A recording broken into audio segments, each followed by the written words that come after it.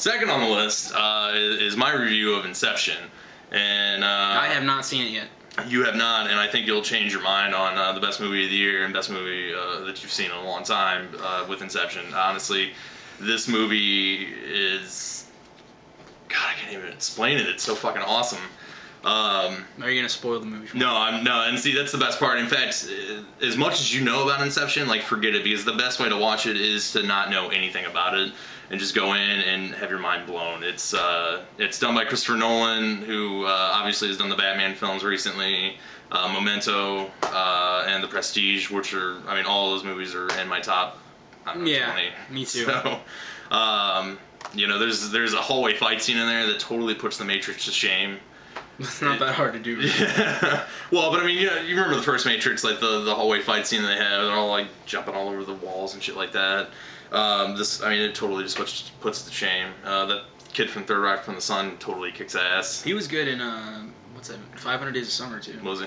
Dude, I like, and it's funny because I watched a movie called Mysterious Skin that he's in, and ever since seeing that movie, I can't look at him because that movie is like really fucking disgusting. It's about like growing up being molested as a child, and it's hard to watch. And I swore to God I would never see a movie with him in it again.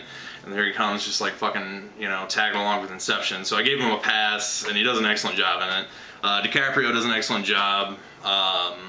It's actually kind of, have you seen Shutter Island? Yeah. It's kind of funny. This isn't going to spoil too much, but like his character in Inception is kind of like a sequel from his character in Shutter Island. Like, really? Yeah. So I thought Shutter Island was okay. I mean, it was a Scorsese movie, but it wasn't. Well, it was kind of like, to me, Shutter Island is kind of like Gangs of New York. Like, it's good, but it's not Goodfellas. Yeah, you know? I was kind of thinking like, man, Martin Scorsese must have been fucking bored. Yeah. It's like, I'll just do this. Yeah. Whatever. He just like read the book and he's like, I can probably make some money off of that. Let's go ahead and do that. I could use some money. So I still thought it was a pretty good movie. Just, you know, not the best. But yes, oh my God. If I had to give it a rating, I mean, can I give it a 7 out of 5? Is that possible? I think like we just started this. We should probably like not break the code yet. So I'll give it a 5 out of 5. If I could, I would give it a 7 out of 5. I mean, really, this is definitely the best movie of all year. I don't think any movie that's going to be coming out anytime soon is going to beat it. And I would honestly hold it right up against Citizen Kane for the best movie of all time. Really? You think Citizen Kane's the best movie of all time? Well, that's what the AFI calls the best movie of all time. And have you ever seen Citizen Kane? Yeah, I've seen it. Yeah, I mean, it's, you know, I'd say it holds up at least, you know. It's good, but... But I would say, and I mean, Inception, because it's like a bank heist movie with no bank, you're in the mine, and it's just... so much shit going on at once. I mean, it blows your mind, and it just makes you feel smart on all of it. And honestly, if you see it, please do not wait till DVD, because I'm the type of guy who likes to go to the movies for the theater experience, and this is one of those movies that like you have to see in the theater for that experience because of the ending. There's a right before the screen turns to black. I've never been to a movie where the screen turns to black and everyone goes, "Oh!" It was perfect.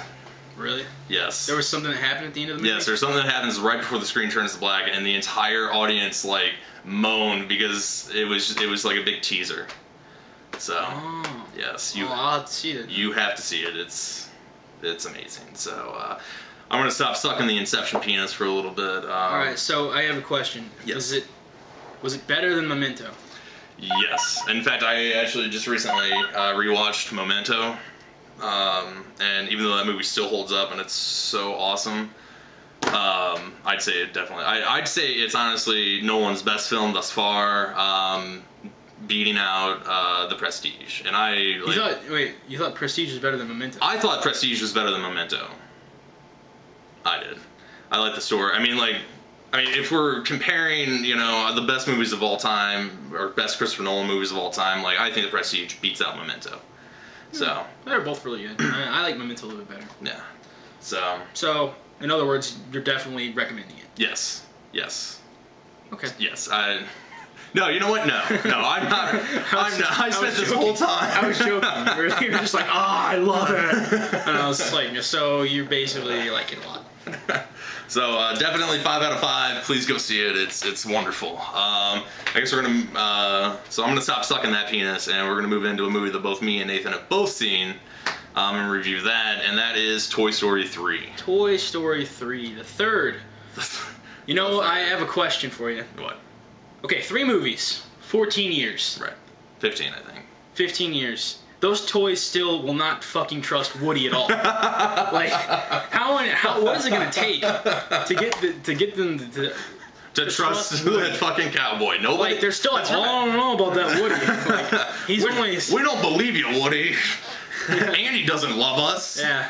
Greg brought it up to me first. I was like, man, you know, he was telling me, like, I was just watching the Toy Story because he works in the daycare. And he was watching the Toy Story 1 and 2 before we went to see it, and he was like, man, those toys just never trust Woody. And I was like, they really don't. They really don't. It's like they're always just like suspicious of him. Like, he's always got some kind of, ever since he like knocked Buzz out of the window, and it's always like Potato Head is always like the race. So like, it is always Woody. Potato Head. Potato Head's always, I don't trust you, Woody. And he's always like, kill Woody. Like, is the first drop of a hat. Like, something goes wrong. Like, but that's totally true. Anyway, that was just me talking. Like, the movie though. So. Oh man. So. I would definitely recommend the movie, especially if you really want to cry. If you're looking to go and cry your fucking eyes out, Toy Story 3 is the movie to watch. Yeah, we're not too manly enough to admit that we both cried during that movie. I will admit that I fought back tears as hard as possible because I didn't want to cry during it, but man. Me too. Whew. And I don't want to spoil the movie for anybody who hasn't seen it, but there's that one part towards the end where they all join hands, and you're just like, they can't end the movie like this. This is a children's movie. Like, you can't do that. It was just so emotional. Oh, because, man. like, you know, I think it's just. Well, I mean, you're a little bit older than me, but like, I was like 5 years old when that first one came out, and I've just like associated those characters like associated with them my whole life, you know. And like, I've grown up, and. I honestly think like we're probably the perfect audience for it in the sense that, you know, we were at the prime age when the first one came out. Yeah, you know, we're old now. We don't play with our toys. Like, right, we don't have like action figures. And I think when the second one came out, like we were still in that age group where we could go see it and not feel like losers.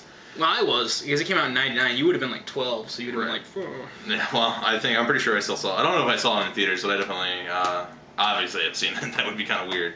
Yeah. So, and then I think, you know, with this one coming out, like we were old enough to be like, you know what, I enjoy art, you know. Yeah, I know what you're saying. You know, it's full circle, right? Yeah. And definitely, I mean, like, dude, I remember when I was a kid, like my cousin had a Buzz Lightyear toy, and I was so envious. That was the thing to have. I remember I had the Buzz Lightyear karate chop one where it came with like the bricks that like easily come apart, and you just like chop it. And then like. I had that shit forever. So, I would definitely say, well worth it if nobody's seen it. It's been out for obviously a while. It's probably not even theaters anymore, but... I think it's still in the Showplace theater, so if you're watching this and it's fairly recently from when we made it, you can probably still see it. If not, you may be watching this like a year from now, and it's probably on DVD, so go buy the DVD. So, I think... I mean, do you have anything else to say about Toy Story 3? It was really good. I liked how it ended. I thought it ended on a really, like, you know, that last part, I didn't shed a tear until like Woody's like so long partner. I was just like, I'm getting goosebumps just thinking about it, man. Oh, God. Woody. No. I was like, Woody. No, dude, when I don't want to spoil too much, but when the little girl like goes to grab Woody and he like yanks it back, you know, like. Yeah. Man, that movie. I don't know what it is about Toy Story. All those movies, like they all have their moments that make me just like choke up. Yeah, like I still feel like really, you know, I still choke up in the second one with Jesse. Yeah, that part, and then the first one, what gets me in the first one is like when Buzz tries to fly and he like falls and breaks and realizes he's a toy. Yeah. Like that shit just right here. Right here. These are serious fucking movies. Yeah, these are children's movies.